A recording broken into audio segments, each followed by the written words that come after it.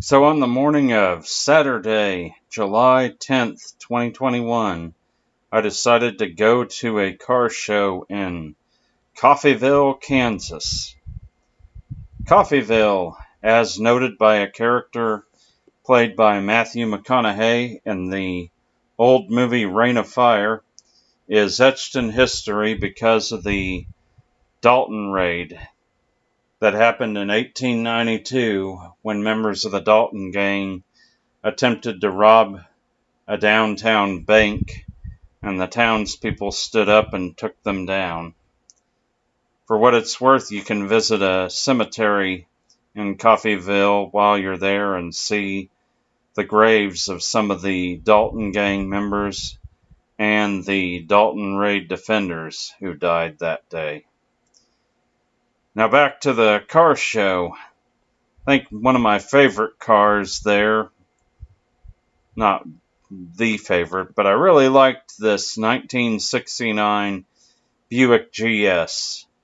This vehicle might be proof that for every Buick out there, there's also a Chevy counterpart that's just as good. Or maybe it's the other way around. Maybe for every Chevy, there's a Buick that's just as good. But a key exception to that rule would be the Corvette, of course. There was no Buick counterpart at GM for the Corvette, nor was there a Buick counterpart for the Chevy Camaro. That was handled by the Pontiac division with the Firebird. And this car show featured 3 C1 Corvettes. They're all very pretty, including a black one, which I think was my personal favorite, a red one, and a yellow one, which I saw very briefly. And I can't seem to find the photo of the yellow one, so just enjoy the photos of these other yellow vehicles for a moment. This yellow truck had a license plate that said Tulsa, World's Oil Capital. Unfortunately, I'm not sure that's still true. Now, one vehicle I got to see at the show that I'm glad I got to see in person, even if it was a little more customized than I probably would have preferred it to be, was this 1967 Volvo P1800. These are very rare cars now. The P1800 is etched in history for being the highest mileage car ever. A 1966 Volvo P1800 that was owned by a Long Island school teacher was famous for the owner putting more than 3 million miles on it.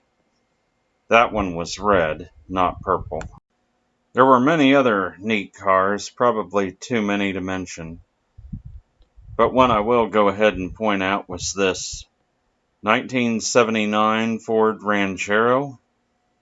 That's what they said it was.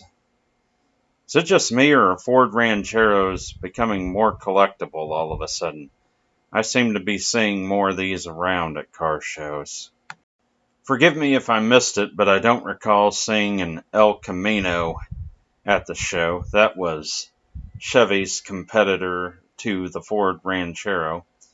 However, there was a Chevy SSR. The SSR was something of a throwback truck to the El Camino that was produced in the mid-2000s.